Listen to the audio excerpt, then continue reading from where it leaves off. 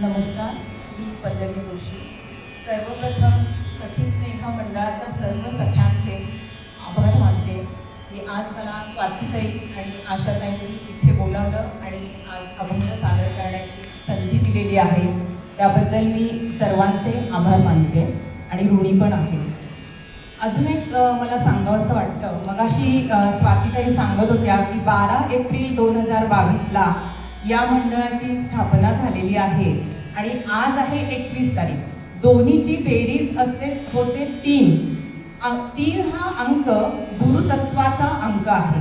अंकशास्त्राप्रमाणे गुरुतत्व याच्यावर अंमल करतो आणि आज तुम्ही त्याच निमित्ताने पुन्हा सगळ्या गुरुतत्वाच्याच खाली एकत्र आलेला आहात आणि कामही तेच करत आहात की सर्व संतांची चरित्रांचं वाचन करायचं आणि ते समजून घ्यायचं तुम्ही काम करत आहात.